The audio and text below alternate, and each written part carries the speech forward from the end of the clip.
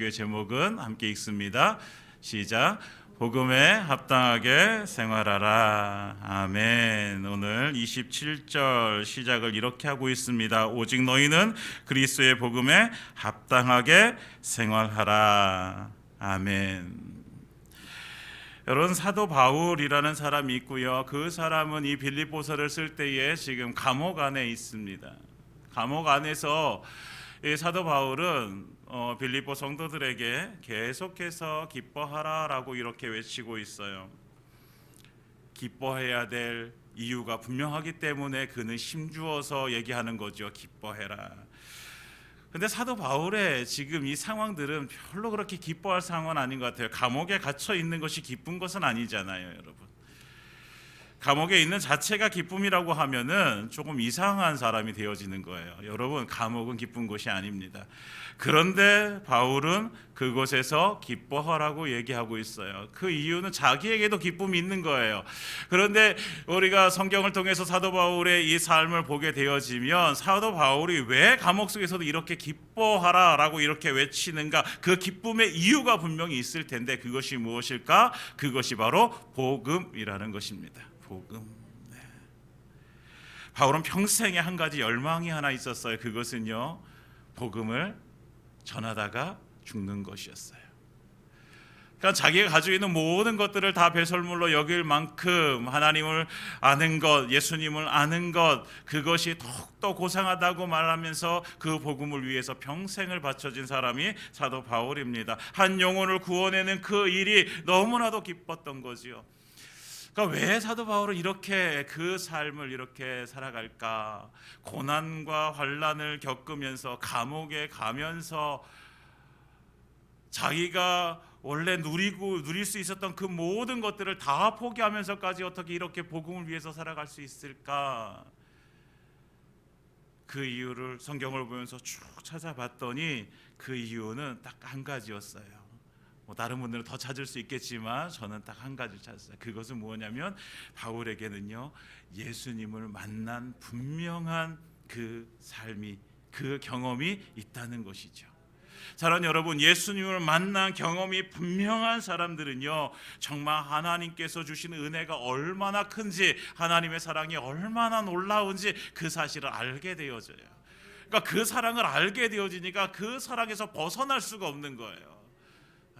그러니까 사도 바울은 그 모든 것들을 다 놓고 봤을 때 하나님의 사랑이 가장 귀하구나. 사랑하는 여러분, 우리에게 하나님의 사랑이 가장 귀한 삶이 되어지길 원합니다. 그러니까 사도 바울에게 있어서 감옥이 그렇게 큰 문제가 되어지지 않아요. 왜? 감옥 속에서도 하나님은 나와 함께 하시잖아요.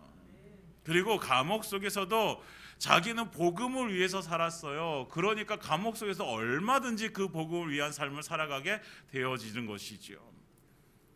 감옥 속에서 찬송하라고 기도하고 말씀을 읽으면서 하나님을 예배할 수 있는 삶을 살아갈 수 있다는 것은 그 안에서 하나님께서 주신 사명을 지금 이루고 있다라는 거예요. 여러분, 사도 바울이 감옥 안에서 뭐 했을까요? 예배를 드렸겠죠. 그리고 뭐 했을까요? 사회에서는 만날 수 없었던 그 사람들이 감옥 속에 가니까 만날 수 있는 거예요. 감옥을 지키는 간수들, 군인들, 이 사람들을 만나게 되어지는 거예요.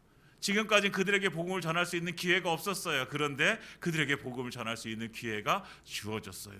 얼마나 감사하겠어요. 그렇지 않을까요, 여러분?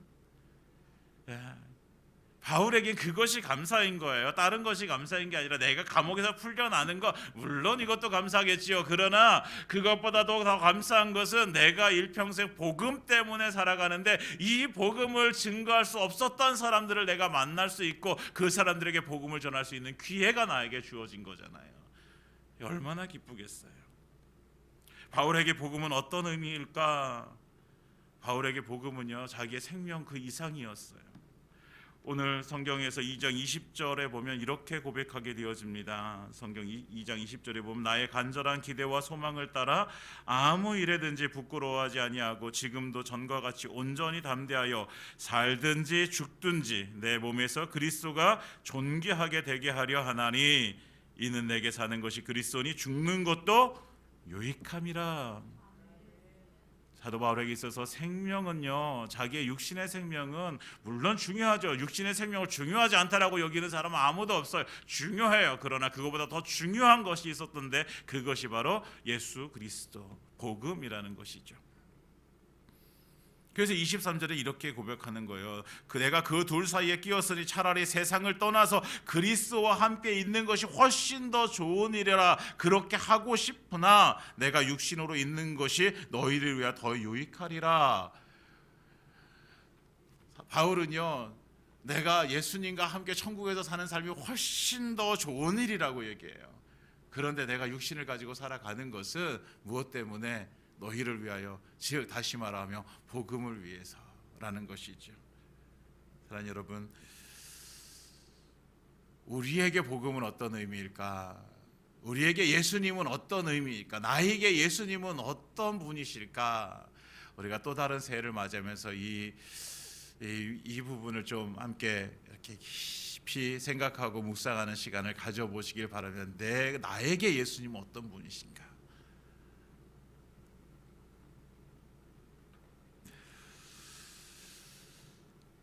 우린 좀 사도 바울처럼 이렇게까지 고백하지 못할 수도 있어요. 내가 살든지 죽든지 그리스도가 존귀되게 하려 하나니, 이렇게는 할 수 없을지도 몰라요. 우리는 믿음의 차이가 있기 때문에 어떤 분들은 그런 믿음을 가지신 분들도 계세요. 어떤 분들은 아직은 그렇게까지는 아닐 수도 있어요. 그런데 우리가 멈추지 않았으면 좋겠습니다. 계속해서 우리가 정말 하나님을 사랑하고 예수님 사랑하고 그 말씀을 듣고 그 뜻대로 살아가는 삶, 그래서 우리 안에서 정말 하나님의 사랑이 경험되어지는 이 삶을 우리가 멈추지 않았으면 좋겠습니다. 그래서 계속해서 믿음의 삶을 살아서 결국에 우리의 사도 바울의 고백이 우리의 고백이 되어지는 은혜가 임하기를 예수님 이름으로 축원드립니다. 오늘 복음에 합당하게 생활하라 27절 그렇게 말씀합니다. 오직 너희는 그리스도의 복음에 합당하게 생활하라. 이는 내가 너희에게 가보나 떠나 있으나 너희가 한 마음으로 서서 한 뜻으로 복음의 신앙을 위하여 협력하는 것과, 여기서 오직이라고 얘기합니다. 오직이라는 이 단어가 다시 풀어서 이 단어를 풀어서 얘기하면 어떤 일이 벌어지든 간에라는 말이에요. 어떤 일이 벌어지든 간에. 그러니까 어떤 일이 벌어지든 간에, 너희가 어떤 상황을 만나든지 간에, 너희가 어떤 환경에 처하든지 간에 너희는 뭐를 위해서? 그리스도의 복음을 위해서 합당하게 생활하라. 여러분, 우리는 다 직업이 달라요.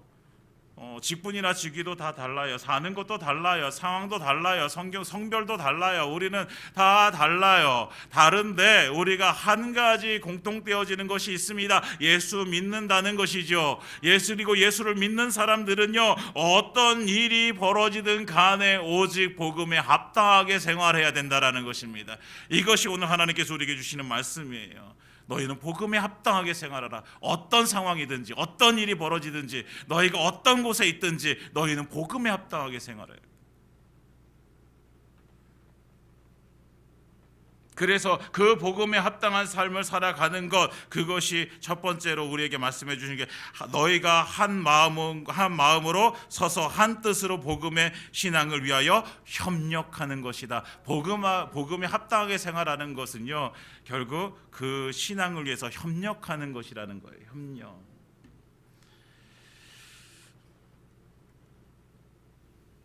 여러분, 우리가 복음에 협력하길 원합니다. 복음에 협력하기 위해서 우리가 해야 될 것은요, 뭐예요? 한 마음으로 서서 한 뜻이 되어져야 되는 것이 우선적으로 되어져야 되는 거예요.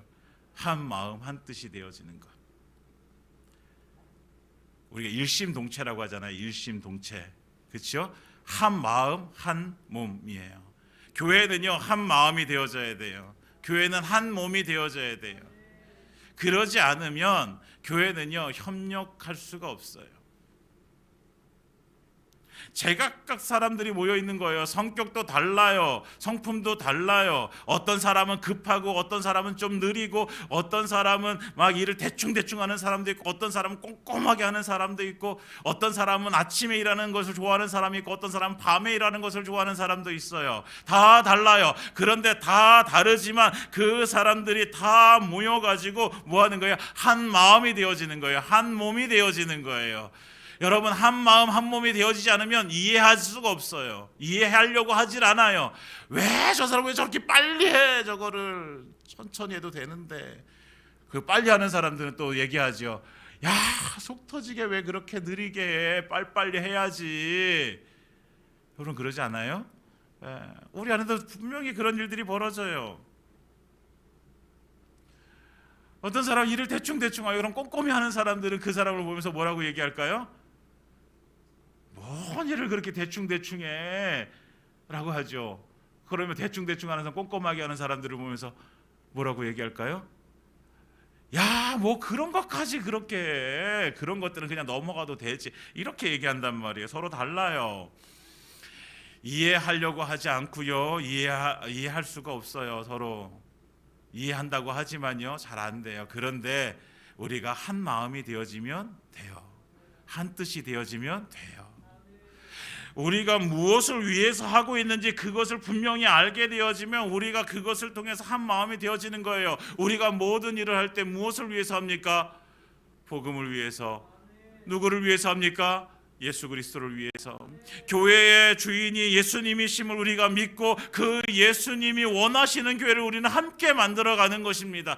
예수님은요, 우리의 성품, 우리의 은사, 우리의 그 모습을 하나님께서 사용하셔서 교회를 이뤄가시는 거예요. 어떤 사람은 빠르게 해요. 그것을 이용해서 하나님께서 교회를 세워가시는 거예요. 그러면 우리 안에 그 하나님의 마음을 가지면, 우리가 예수님의 마음을 가지면 그 사람을 이해할 수 있게 되어지는 것이죠. 우리 서로 달라요. 그러나 복음에는 한 마음과 한 뜻이 되어져야 되는 거예요. 복음에 협력하는 것입니다. 협력. 그러니까 복음을 위해서라면요, 우리는요 때때로 내려놓을 수 있는 거예요. 내가 하는 이 모습 내려놓을 수 있는 거예요. 왜? 복음을 위해서잖아요. 나를 위해서가 아니잖아요. 교회는요, 내 어떤 자아 실현을 하는 공간이 아니라는 거예요. 교회는 예수님께서 우리에게 맡겨주신 사명을 이뤄가는 것이고 예수님의 뜻이 이루어지는 곳이 바로 교회라는 곳이죠. 그러니까 내가 내려놓는 거예요. 내 것이 내려놓아지고 내 수준도 내려놓는 거예요.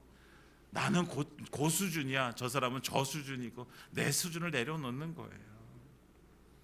협력한다라는 것은 한 팀이 되어진다라는 거예요. 한 팀. 우리는 팀입니다. 이런 한 팀.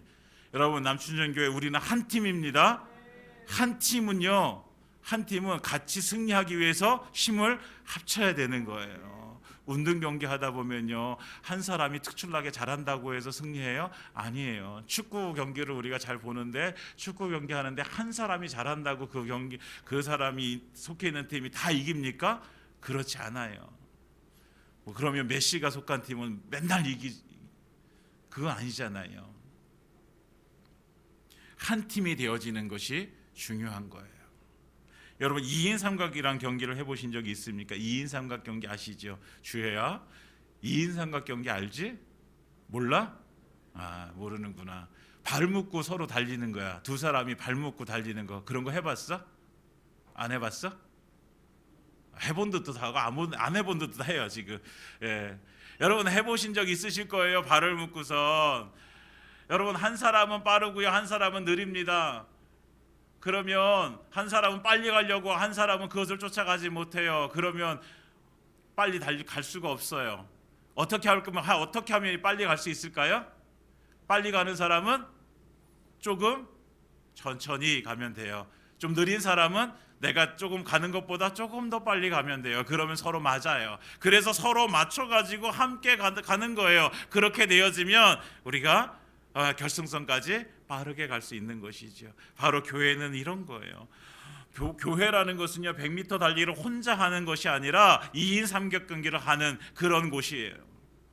그래서 복음을 위해서 함께 협력하는 것, 우리가 복음을 위해 복음에 합당한 삶을 살아라, 합당하게 생활하라 라고 하면 이 합당한 것이 뭘까라고 많이 고민하게 되지만, 오늘 성경 속에서 우리는 그것이 뭐다? 한 마음과 한 뜻이 되어져서 서로 협력하는 것이다. 무엇을 위해서? 복음을 위해서. 사랑하는 여러분, 우리가 함께 한 뜻이 되어지고 한 마음이 되어져서 복음을 위해서 협력하는 우리의 삶이 되어지기를 예수님의 이름으로 축원드립니다. 그러니까 조금 내려놓아야 돼요. 내려놓아야 돼요. 고집하지 마시고 조금 내려놓으시고 2023년에는 조금 이렇게 내려놓으시기 바랍니다. 고집하지 마세요. 내 것, 내 생각, 내 방식 이런 거 고집하지 마시고 조금 내려놓으시면 우리가 함께 걸어갈 수 있습니다. 여러분, 믿음의 길은요 혼자 가는 것이 아니라 함께 걸어가는 것입니다. 함께 걸어갈 때 그것이 행복한 거예요. 함께 걸어갈 때에 그것에 정말 하나님께서 어떻게 역사하시는지 그 은혜를 우리가 알게 되어지는 것입니다. 두 번째로 우리가 복음에 합당하게 생활하는 두 번째는요 28절에 말씀하고 있습니다. 28절에 무슨 일에든지 대적하는 자들 때문에 두려워하지 아니하는 이 일을 듣고자 함이라. 복음에 합당하게 생활하는 것은요 두려워하지 않는 것입니다. 두려워하지 않는 것. 대적들 때문에 여러분 두려워한다는 것은 인간의 원초적인 본능이에요. 여러분 두려워요. 저는 젊었을 때는 어렸을 때 지금도 젊었는데 어렸을 때 20대 때는요 높은 곳에 올라가는 게 그렇게 두렵지 않았어요. 그런데 점점 높은 곳에 올라가는 것이 두려워져요. 그러니까 어느새 저한테 이제 그 높은 곳이라는 두려움이 생긴 거죠. 그래서 두려움이 생긴다는 거. 어떤 사람들은 사람들과 만나는 일들이 두려운 사람도 있어요. 어떤 사람들은 어떤 새로운 일을 만나는 것이 두려운 사람도 있어요.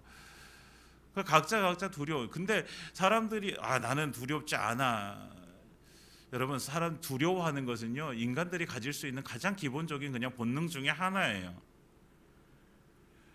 바울의 생애를 보면요 바울이 복음을 전하면서 이 두려움과 계속해서 싸우는 삶을 살게 되어져요. 복음을 전하다가 돌에 맞아요. 복음을 전하다가 감옥에 가요. 그러면 그 다음에는 어떤 생각이 들까요? 복음을 전하면서 그 두려움이 오지 않을까요? 바울도 사람이었기 때문에 저는요 바울은 그렇게 고백하지 않았지만 바울에게 있어서도요 그 두려움이 분명히 있을 거라고 생각이 들어요.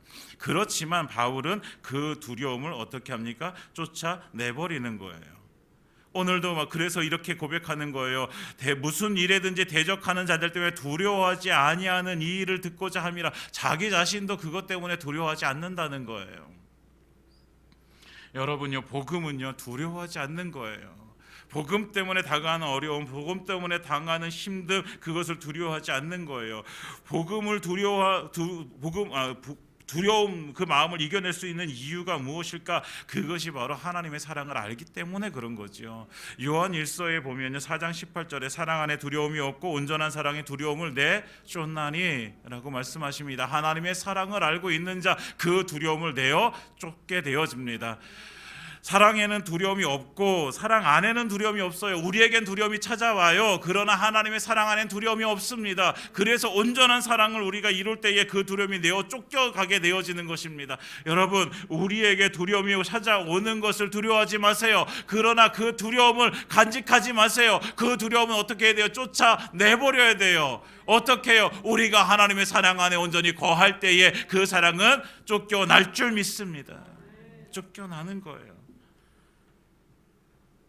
우리가 복음을 전할 때에 얼마나 두렵습니까, 여러분? 여러분 전도해 보신 적이 있으시잖아요. 전도할 때 두려워요? 두렵지 않으세요? 전혀 두렵지 않으세요. 저는 조금 두려울 때가 있어요. 목사이지만 두려울 때도 있어요.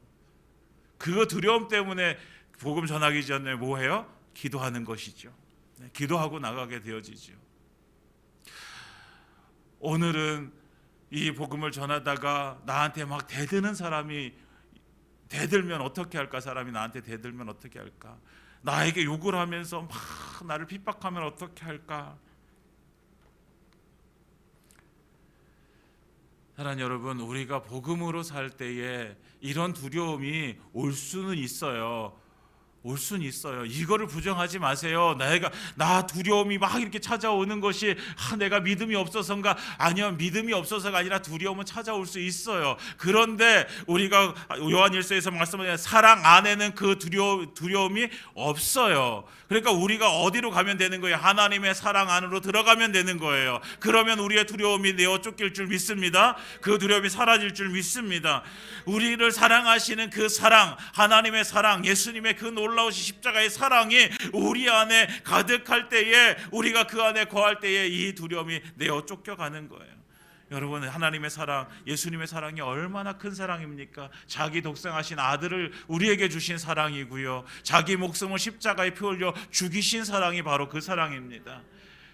자기의 모든 것을 내어 주시는 그 사랑을 우리가 알게 되어져 그 사랑 안에 거하게 되어질 때에,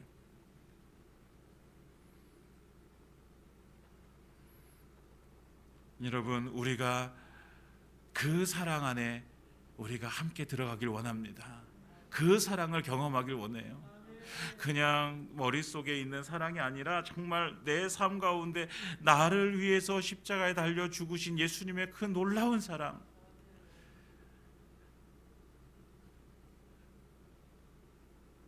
그 사랑이 얼마나 큰지 우리의 삶으로 느껴지고 삶으로 경험되어지는 은혜가 임하기를 원합니다. 그럴 때에 그 사랑 때문에 우리가 내게 찾아오는 두려움, 내게 찾아오는 어려움, 내게 찾아오는 그 힘듦, 이런 것들을 우리가 이겨낼 수 있을 줄 믿습니다. 사랑하는 여러분, 복음은요, 그 대적하는 사람들에게는 멸망의 증거고 우리에게는 구원의 증거입니다. 멸망의 증거.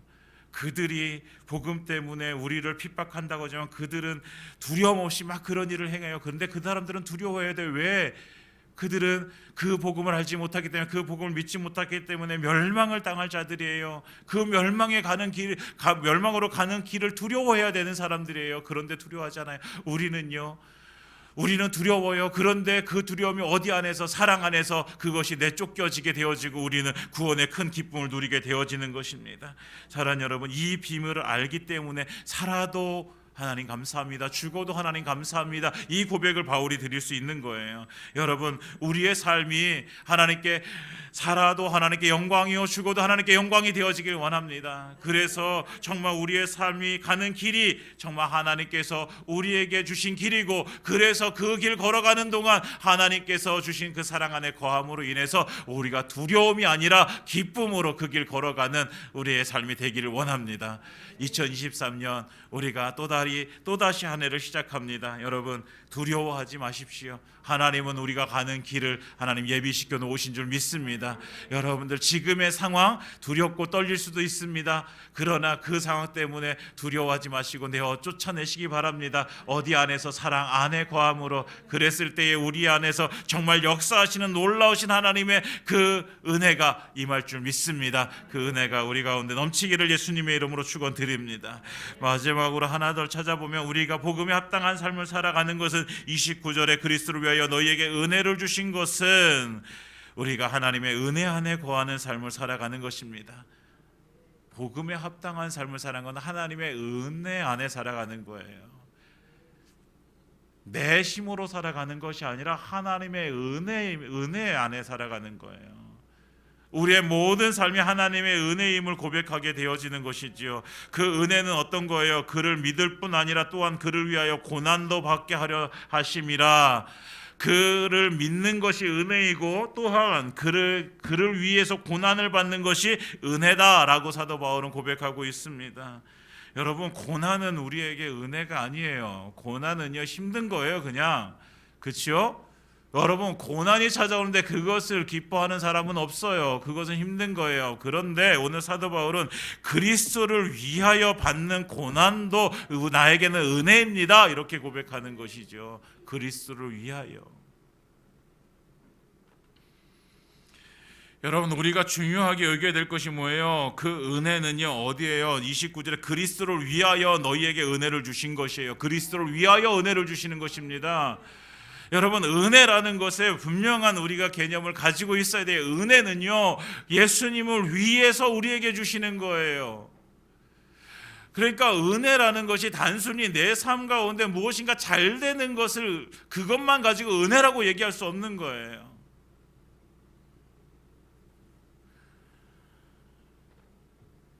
내가 부자가 되어는 것, 부자가 되어지는 것, 은혜라고 우리는 얘기해요. 돈을 많이 벌어요? 은혜라고 얘기해요. 그런데 과연 그게 은혜일까? 은혜일 수도 있고 아닐 수도 있죠. 돈을 많이 벌었는데 그 돈을 가지고 흥청망청 쓰면서 하나님과 멀리하게 되어져요? 은혜가 아니에요.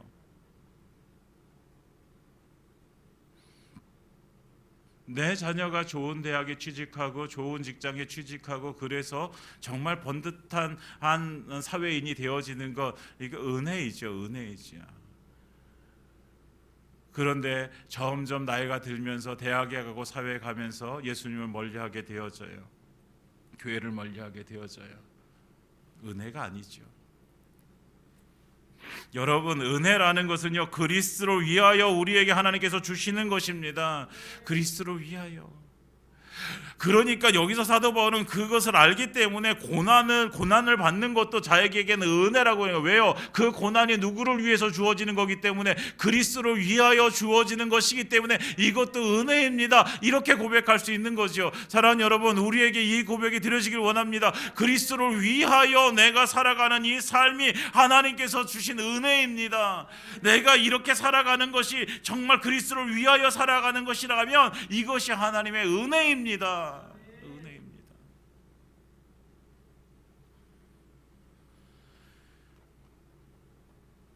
우리가 이 은혜의 개념을 분명히 가지고 있으면 우리의 삶 가운데 내가 조금 상황이 잘못됐다고 해서 하나님 왜 나를 이렇게 미워하십니까? 하나님 나에게 왜 은혜를 안 주십니까? 이렇게 얘기하진 않을 거예요. 그 상황이 왜 나에게 주어졌는지, 왜 그런 일들이 왜 나에게 왔는지, 그것을 우리가 다시 묵상하다 보면 그것이 그리스도를 위하여 하나님께서 나에게 주신 일이라는 사실이 알게 되어질 때에 그렇다면 이것이 나에게 주신 은혜로구나 알게 되어지는 거예요.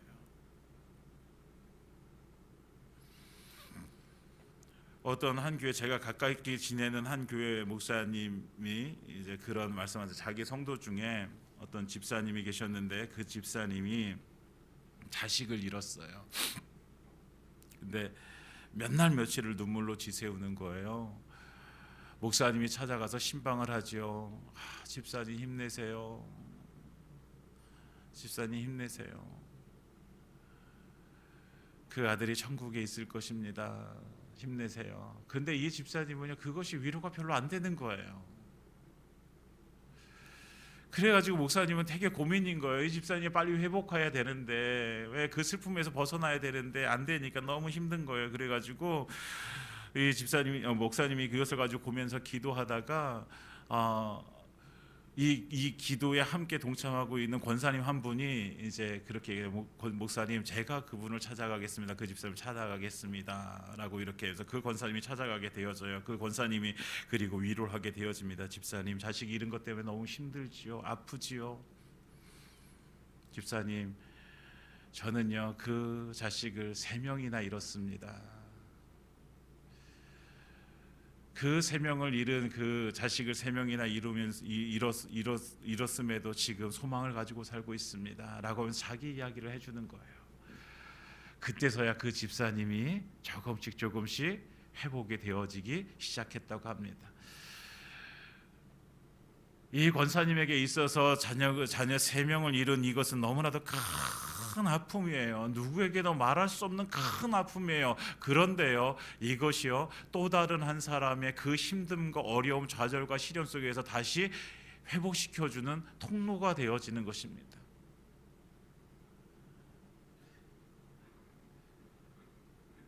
여러분, 이것이 그리스도를 위하여예요. 그리스도를 위하여. 육체적으로 갖는 슬픔이 있고요, 어려움이에요. 이것은요 너무나도 고통스러운 일이에요. 그러나 그것이 그리스도를 위하여 쓰임 받을 수 있다면 그것도 또한 은혜라는 사실을 깨닫게 되어집니다. 이것이 아프지 않거나 이것이 슬프지 않거나 이것이 아무런 일이 아닌 것처럼 이렇게 지나갈 수 있는 일이라는 게 아니에요. 이것은 너무나도 힘들고 어려운 일이에요. 그러나 그것이 그리스도를 위하여 쓰여지는 것, 그래서 그것이 그리스도를 위해서 내가 하나님을 위해서 내가 그렇게 쓰여질 수 있다라는 이것이 은혜라는 사실을 우리가 깨닫기를 원합니다. 사랑하는 여러분, 우리에게 이런 은혜의 삶이 임하기를 원합니다. 그리스도를 위하여 사는 것, 나를 위해 사는 것은요, 우리가 얼마든지 힘내서 막 살아가요. 근데 그리스도를 위하여 살아가는 것은요, 우리가요 거기다가 에너지를 쏟아 부어야 되고요, 힘을 들여야 돼요. 의지적으로 그곳에 우리가 에너지를 부어 넣어야 되는 거예요. 그러지 않으면 우리는요 그냥 나를 위해서 살게 되어지죠. 그리스도를 위해서 살게 되어지지가 않아요.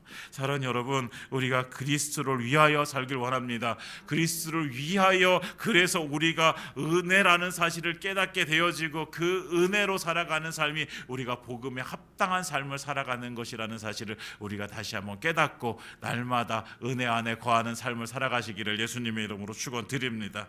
이제 말씀을 마치겠습니다. 사랑하는 여러분, 복음은요 예수 그리스도입니다. 복음은 예수님이에요. 그렇기 때문에요 그 복음은 우리의 생명이 되어지는 거예요. 그 생명 때문에, 그 복음 때문에 우리는요 한 마음 한 뜻이 되어져야 돼요. 그리고 한 마음 한 뜻으로 우리는 함께 협력해 가야 돼요. 내 것을 조금 포기하면서. 여러분, 2인 삼각경기 꼭 기억하시기 바랍니다. 우리가 어떤 일을 할 때 2인 삼각경기, 저 사람과 내가 함께 일을 할 때 그러면 내가 조금 이렇게 내려놔야 될 것 무엇일까 생각하면서 함께 걸어가는 것, 협력하는 것입니다. 복음은요 두려워하지 않는 것이며 두려움을 내어 쫓는 것입니다. 복음은 그리스도를 위하여 은혜 안에 거하는 것입니다. 사랑하는 여러분, 우리가 2023년 또 다른 새해를 맞이했는데 우리가 다시 한번 결단하기 원합니다. 복음에 합당하게 생활하겠습니다. 이것이 우리의 결단이길 원합니다. 한 해 동안 복음에 합당한 삶을 살아가시는 저와 여러분들 되시기를 예수님의 이름으로 축원드립니다.